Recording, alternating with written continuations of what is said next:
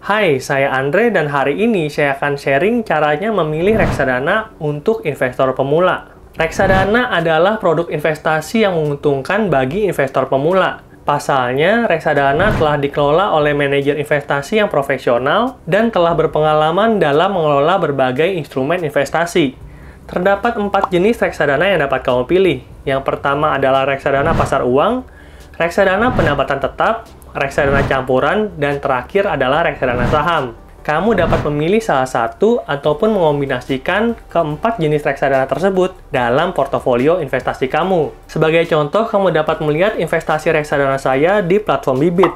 Di situ terlihat bahwa nilai portofolio saya adalah Rp87.622.792 dan telah menghasilkan keuntungan sebesar Rp165.347 atau 0,19% dari modal yang telah saya tempatkan. Di Bibit, saya membagi investasi saya dalam beberapa pos keuangan. Sebagai contoh, ada dana tabungan yang terdiri dari satu reksadana dengan total investasi sekitar Rp750.000. Berikutnya ada dana pensiun yang terdiri dari 5 reksadana dengan total investasi sebesar Rp11 juta.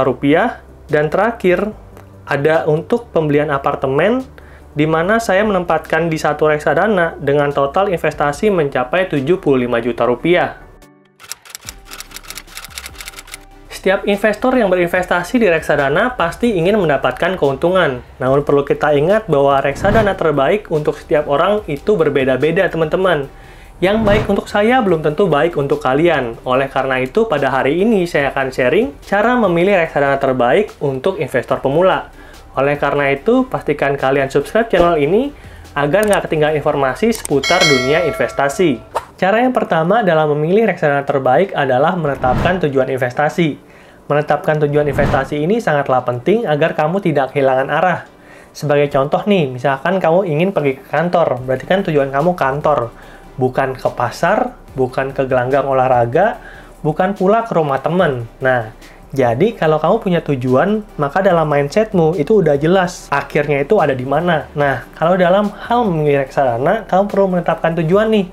Misalnya, kamu ingin mengumpulkan uang untuk DP rumah, atau kamu ingin mengumpulkan uang untuk dana pensiun, atau mungkin kamu ingin mengumpulkan uang untuk pergi berlibur. Nah, kamu list tuh tujuan-tujuan investasi kamu, lalu kamu kelompokkan mana tujuan jangka pendek, mana tujuan jangka menengah, dan mana tujuan yang jangka panjang. Berikutnya, kamu dapat memilih reksadana yang sesuai dengan masing-masing kelompok. Sebagai contoh nih, reksadana saham itu cocoknya untuk investasi jangka panjang yang jangka waktunya lebih dari 5 tahun.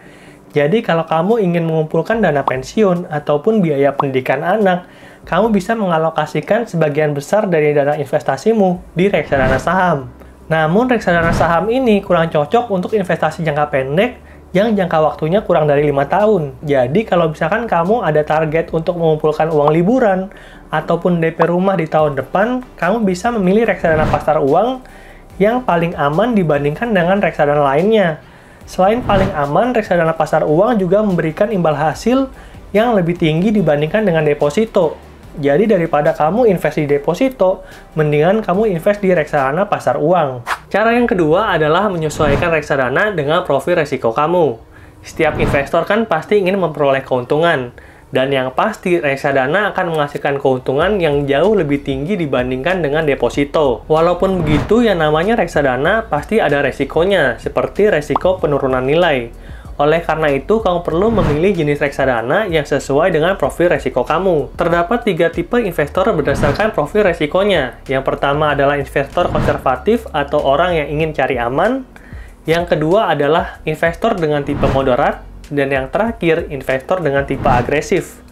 Seorang investor yang agresif berani untuk menempatkan seluruh ataupun sebagian dananya di instrumen yang beresiko tinggi untuk mendapatkan imbal hasil yang tinggi juga. Sedangkan buat kamu yang profil resikonya konservatif, sebaiknya pilih reksadana pasar uang ataupun reksadana pendapatan tetap yang aman dan bisa memberikan imbal hasil yang pasti. Salah satu indikator yang paling sering digunakan untuk mengukur tingkat profil resiko seseorang adalah max drawdown. Max drawdown adalah suatu penurunan maksimum dari nilai reksadana dari titik puncaknya ke titik terendah dalam periode tertentu. Sebagai contoh nih, misalnya max drawdown adalah 10% dalam setahun.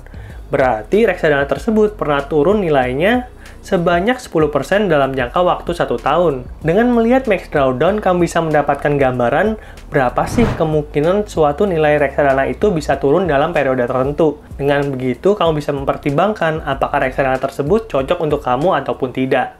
Langkah berikutnya dalam memilih reksadana terbaik adalah menetapkan manajer investasi. Jadi, setelah kamu memilih jenis reksadana yang sesuai dengan tujuan investasi dan profil risiko kamu harus memilih manajer investasi yang nantinya akan mengelola uangmu. Pilihlah manajer investasi yang dapat dipercaya dan kinerjanya baik. Ini adalah 2 hal yang harus dimiliki oleh manajer investasi.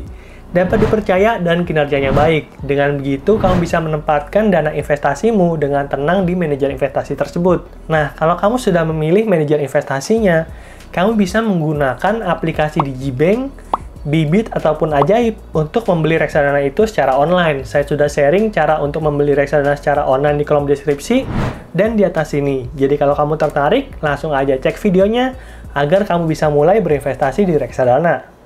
Selanjutnya, cara yang keempat adalah memperhatikan dana kelolaan. Dana kelolaan atau sering disebut dengan Asset Under Management, disingkat AUM lah ya kita sebut, merupakan dana yang dikelola oleh reksadana tersebut. Sebagai contoh di sini adalah Sukor Invest Money Market Fund. Kamu bisa melihat bahwa total AUM yang dikelola oleh reksadana ini sebesar 6,31 triliun dan merupakan nilai yang sangat besar dan menunjukkan bahwa investor itu percaya terhadap reksadana Sukor Invest Money Market Fund. Jadi kita bisa menyimpulkan bahwa semakin besar AUM berarti semakin besar juga tingkat kepercayaan investor terhadap reksadana tersebut. Sebaliknya, apabila AUM-nya rendah, maka investor kurang percaya terhadap reksadana tersebut.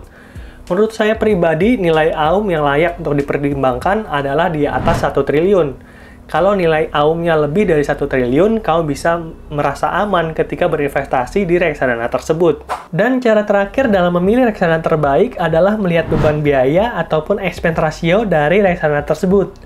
Jadi dalam mengelola dana investor yang namanya manajer investasi pasti perlu biaya.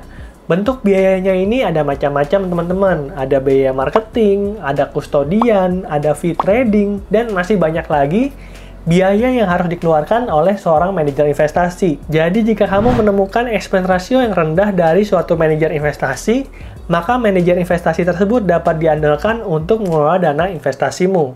Nah, itulah dia 5 cara untuk memilih reksadana bagi investor pemula. Kalau kamu tertarik untuk investasi di reksadana, saya merekomendasikan beberapa aplikasi. Yang pertama adalah Digibank, yang kedua adalah Bibit, dan yang ketiga adalah Ajaib. Buat kamu yang tertarik untuk menggunakan salah satu dari ketiga platform tersebut, saya bagikan kode referral saya ada di kolom deskripsi, dan video untuk membeli reksadana secara online juga telah saya bagikan di kolom deskripsi. Jadi buat kalian yang tertarik, langsung aja mampir ke videonya, install aplikasinya, dan jangan lupa pakai kode referral saya. Oke, mungkin segitu dulu aja sharing saya tentang cara memilih reksadana bagi investor pemula. Kalau kamu ada pertanyaan seputar reksadana, silahkan tinggalin aja di kolom komentar. Nanti saya akan bantu jawab supaya nantinya investasi kamu bisa berkembang dari waktu ke waktu. Jangan lupa kasih like kalau kamu suka dengan konten kayak gini. Kamu juga boleh share video ini kepada teman-temanmu yang baru mulai berinvestasi di reksadana. Oke, sampai jumpa di video berikutnya. Dadah!